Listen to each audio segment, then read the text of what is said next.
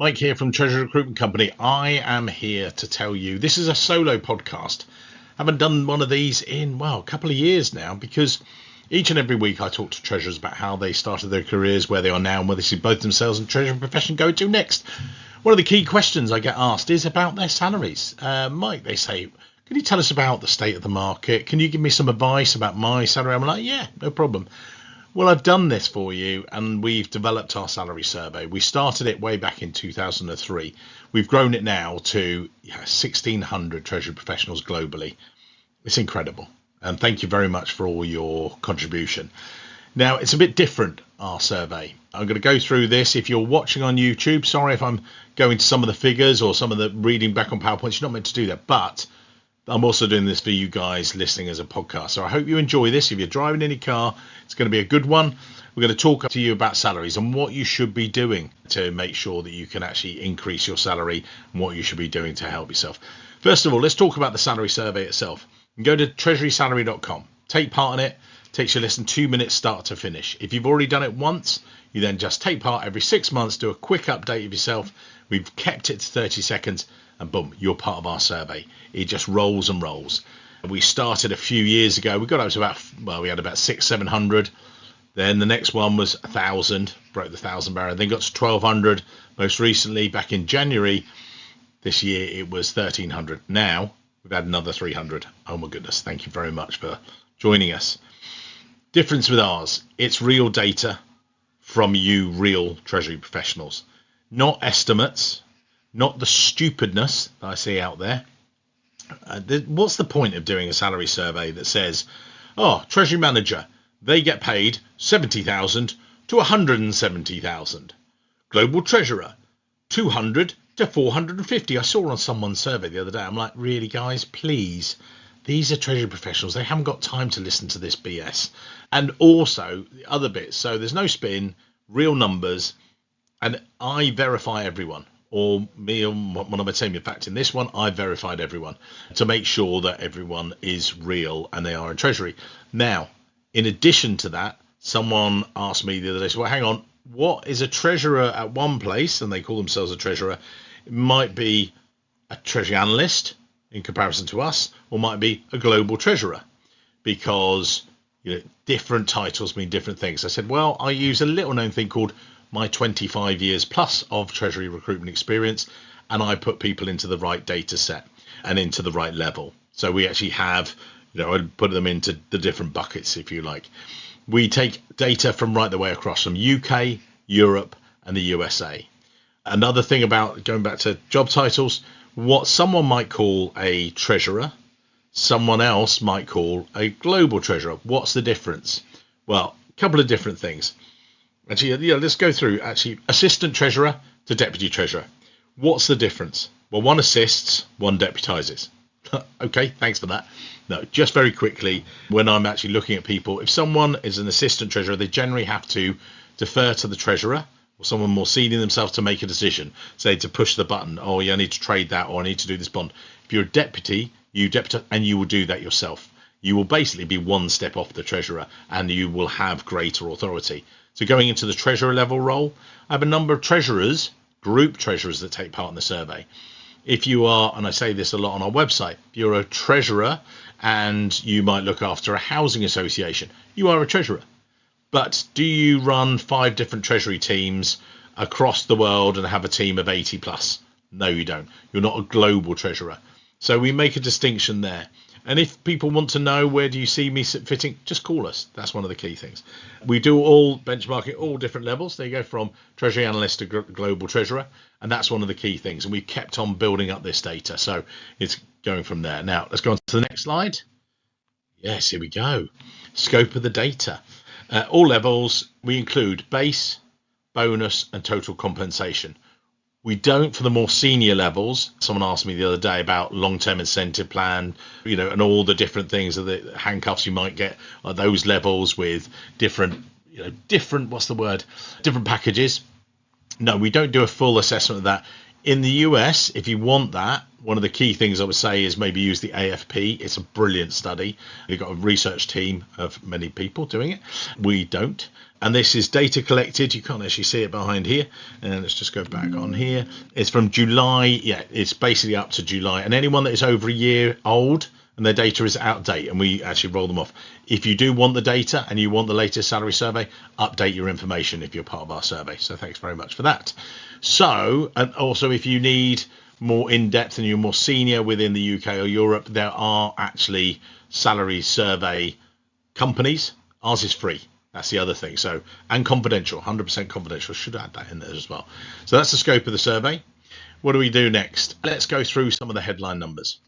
Okay, this is us. This is the most recent snapshot. So we take Treasury analysts, in this case, 87. For those of you listening, 87 Treasury analysts across the UK, and the average base salary was 54,493. So we got some that are down at 30, some that are up at 70. And actually on the next slide, or when you actually see the full survey, we show the range, we show how many people have got a car allowance. On this screen, actually, it says here, and if anyone watching here, it says average car allowance for those that get it is £5,617. 8%, it says with. Now, someone said to me, well, I don't get a car allowance. No, so of the people that do, 8% of Treasury analysts receive a car allowance, and their average was 5,600. Okay, but only 8, so that's 1 in 10. But as you go further down, assistant treasurer, for instance, on this, 48 responses, average salary 110,491, average salary, car just 66, just over. 50% of those assistant treasurers receive a car allowance, and the average bonus there was 22,118. 71% receive a bonus. There are still assistant treasurers out there, 30%, 3 out of 10 aren't getting a bonus. Then we've got average totals. Now, actually, if you want to see the other figures behind this for treasurer, global, you'll have to take part. Sorry, I have to keep those figures. So let's go on to the next slide. The next one is for North America. That is where the biggest growth has come for this survey. We are now 25%. It's actually a third. So about a third of our study used to be more predominantly UK, but now it's actually that third. I'm going to do a third. I don't know, like that, something like that. I don't know. Yeah, a third of our study is UK, a third is Europe, a third is US. So that's growing rapidly as well. But you've got here, this is incredible actually, when I look at it now, I can't go back to the previous slide, 108 responses. So we're global treasurers directors at the senior level. Average base salary, $290,000. There were only 6% received a car allowance. Now, someone asked me about this the other day. They said, well, why is that? And I said, well, actually, in the US, car allowance isn't necessarily a thing. It became a thing in the UK a number of years ago, and it's a good way of people receiving cash and not getting a car. You don't actually get a formal car allowance. It's a good way for a lot of companies to give people extra pay rather than give them a pay rise. Oh, we'll give you a car allowance. And someone said, well, does that really make a difference? I said, okay, if you've got one employee with a 5k car allowance and then you've got 10, that's 50,000. Oh, yeah. I said, but if you gave those 10 employees a 5k rise, you pay extra in taxes, national insurance, you pay extra in pension, you pay extra on your bonus. So yeah, I said, car allowance is non-bonusable a lot of the time. It's tax saving, not all the time, but there are considerable savings by putting under the car allowance bracket. Also in Europe, which we'll come to in a minute, it's much more usual that you get, as you get more senior, a car, you get a fuel card, which means you pay for that as well, because again, they're all tax efficient as well. And it also comes from a number of years ago that a lot of employees received car allowances and were given cars, because they were having to drive distances and everything else, and you weren't able to do that in your personal car as well. So other things to note on here. Yeah, so car allowances, there are some in here, but you see car allowance is not as prevalent in the US. But average bonuses, they do kick up. So a lot of Treasury analysts, 63%, so 6 out of 10, and their average bonus is $7,257. Amazing. And then you've got the average total compensation coming out about 87,000. So I'm going to make a point here. But then you jump all the way through to global treasurer average bonus, Their average base is 290. The average bonus 111,000. Yeah, there you go. And 90% of treasurers, 9 out of 10, are receiving a bonus. So 9 out of 10 out of my survey of 108 received a bonus. And then you've got the average there. I've just, people said to me about the survey, and they said, Mike, treasury analyst dealer, we need to recruit one. And in fact, I'm going through a process with a client at the moment, and they've said, yes, we want to recruit someone. Fantastic. They went, it's a senior treasury analyst dealer, so it's going to sit between analyst and it's going to manager. I'm like, okay. And they said, yeah, we want to pay $90,000. I'm like, okay, 90,000. So you want a below average senior treasury analyst, right? They went, no, we want an above average one. We want a really good one. Thank you. Okay, so you're going to pay them below the average salary. Oh, are we? And I said, yeah. And they were like, well, what leads you to believe this? I went, my survey says, there you go, little known program. So if you look at the combination between treasury analyst and dealer and treasury manager, treasury analyst 64 in the US we had, 144 treasury managers. Incredible. So between those two groups, that is, my maths is going here. No one does public math. My MFM, my first million, one of my favorite podcasts, we don't do public math. 208 between those, and that's what I'm looking at. So I'm trying to give them advice, and this is the average. So it's not, the top, it's not the bottom. And again, you can look at the ranges, and I'm trying to give them some advice and saying, guys, we need to push it up. And I'm not telling you, I'm not saying, trying to bump up salaries just for the sake of it. I'm just telling you what the market is telling me. So that's North America. Let's come to Europe. Here we go. So, yeah, great numbers. Look at this. 82 treasury analysts in the survey, 145 managers, 10 consultants, 19 treasury consultants, senior treasury consultants rather, up to group treasurers, and then 45 globals. And it ranges everywhere from 60,000 as an average euros. And remember, across Europe, we do cover right the way across. What I mean by that, we have a lot of participants in Benelux. We also have a lot of participants in Switzerland, which actually does push up some of the averages a little bit. What I would say is we will be in the future across the US and also in Europe looking to do more regional surveys. We had an amazing survey once. Well, I don't say once, I've had 2 or 3 amazing Swiss surveys. And I was recently asked, why can't you do Switzerland again? I went, because I'm a recruiter. Can you pay for this survey? I went, no, it's free, isn't it? I went, yeah, it's a free survey. I can do this survey, but it's free. There's only so much time I can spend out of my day doing this. And if you're in Switzerland, please take part in the survey. We love you guys. But we get a lot of people across Benelux. We also do some Eastern European, and we've got quite a few. They do bring down some of the averages because the cost of living is cheaper. So someone said, well, if I need advice, you've recruited in Poland, Mike. Yes, I have. You've recruited in Hungary. Yes, we have. Well, Katie has, my colleague. We've recruited across the US, both myself and Joe. Yeah, we can tell you where the best regions are. So in Texas, it's not as expensive as California. It's certainly not as expensive as New York. But the fact is you pay more, and actually the taxes are different and everything else. So it just varies. I'm here as the expert. You need advice, you call me. You take part in the salary survey, treasurysalary.com. Okay, other things are important. Let's give you some actual other things. So over the past 6 months, what have I seen? Within the UK, Treasury analyst salaries have risen by 25% since January. Does that mean they've been given big pay rises? Some of them have. I have seen some rises and Treasury analysts catching up with the market, if you like. They were slightly underpaid before, and now I see them actually rising at the more junior levels. Also, what we have got... I can't go back to the stuff.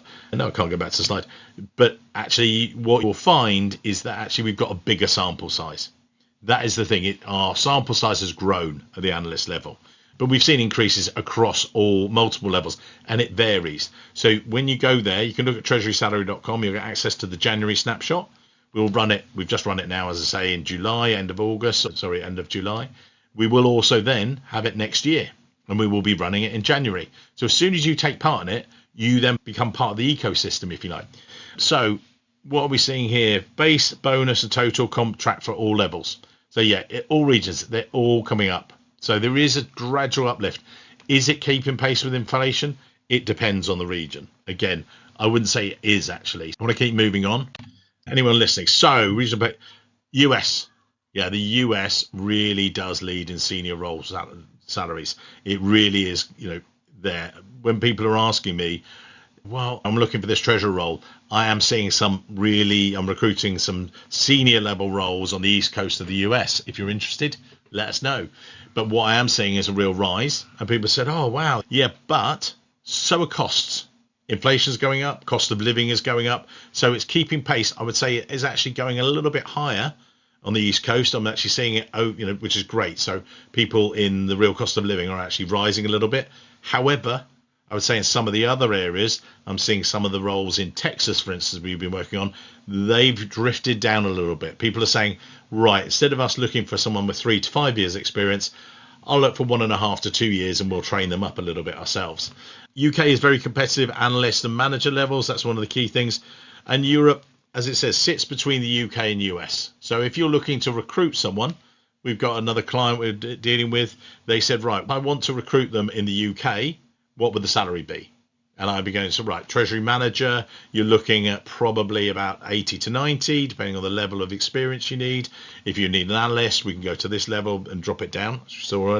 But I said, actually, if you want it in Dublin, where we've talked about it, you're going to probably add you're going to move it from 90,000 to probably about 110,000 euros. Again, depending on similar level of experience. It's a smaller talent pool as well, people out there. So yeah, you might want to bear that in mind. And they're looking at both. So we're here to give that advice, sort of thing. So it's not a sales pitch. It's just, I'm just showing you. I'm just telling you. We do a weather vane of the market and stuff. Keep it going. Working from home. Oh, yes, that big one. Is everyone mandated and going back to the office? No.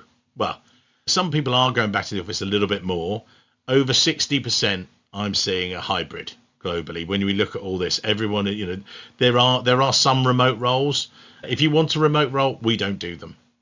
Yeah, there you go. I've said it. We don't do it. Treasury, by its very nature, as I say often, is collaborative. If you actually want to work in Treasury, you got to play nicely. You got to work with others, and that's one of the key things. You can't really see it. Apologies for anyone looking. It says here, return to work mandatory limited. It is actually limited. People aren't returning to work and being made to, even though there's a mandate. I'm seeing people drifting back in. Maybe they were going in 2 days a week. Now they're 3 days a week. I think that's more a pressure sometimes of senior management of saying, we've got this big office building. Guys, you've got to get back in and use it. But the good thing is with Treasury professionals, I'm seeing you're back in the office Tuesday, Wednesday, Thursday, and there's some flexibility.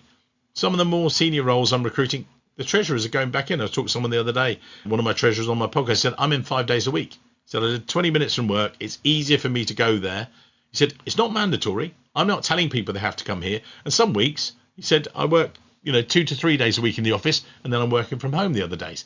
But he said, if I want to be with the team, if I want to give them coaching, it's a lot easier for me to be there.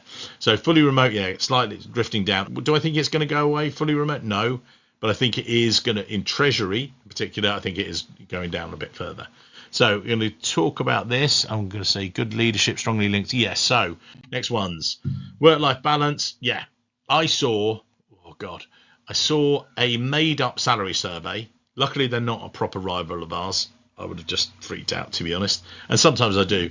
When I see this, I've been ranking the reason people are happy. Our survey isn't just salaries. It's actually a market survey as well. So we ask a couple of questions. Firstly, we ask, how many days a week are you in the office? How many days a week would the company like you to be in the office? How many days a week would you like to be in the office? We are seeing that companies want people in 3 to 4. We are seeing that actually people are in 2 to 3 days. So that's an interesting dynamic. I still think there's some tension, but I think most people have worked it out.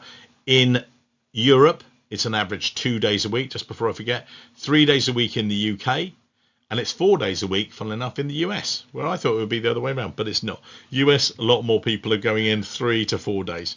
But then, who's happy? Who's happy now and stuff. We do various bits. And this survey said, the reason for people's happiness and unhappiness is salary. What a load of codswallop. Yeah, good word.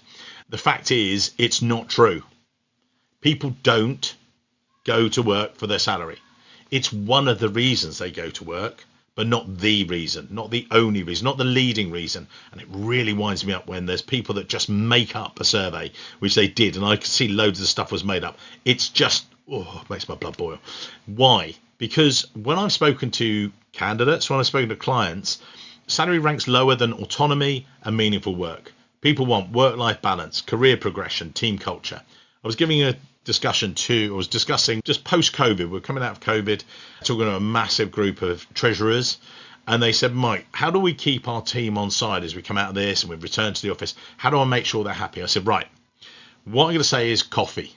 Okay, what? I said, have a coffee with them. Have more coffee with them. And they're like, okay, well, what do you mean? I said, look, talk to them and say, and because over 80% of reasons come to these factors I've just talked to you about, and ask them 4 questions. Say, right, you're sitting there, Mark, I want to talk to you about your career, how you're finding it here. So Mark, you sit down with Mark, you're having the coffee. Mark, how's the work-life balance going? Okay, well, that's it. Well, actually, I'm finding that's a bit of a challenge. Or, okay, let's try and see what we can do with that. Career progression. What's your next step? How am I going to help you with your career? I'm your treasurer. I'm going to help you step up the ladder. How are you finding the team? How are you fitting in with them?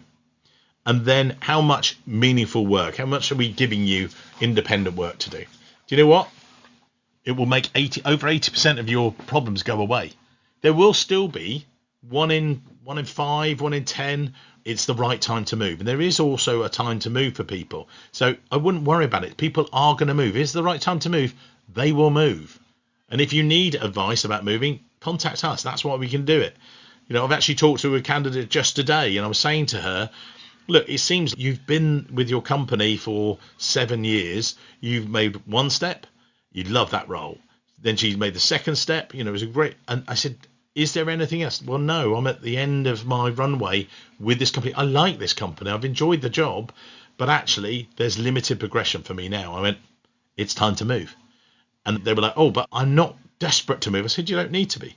This is another tip as well. She said, so when's the right time for me to look? And I went, yesterday. Okay. And she was saying, well, I said, no, what you can do is, brush up your LinkedIn profile, start to be open to ideas. Before, she was like, if an opportunity, no, I'm not interested. Now, she doesn't need to leave.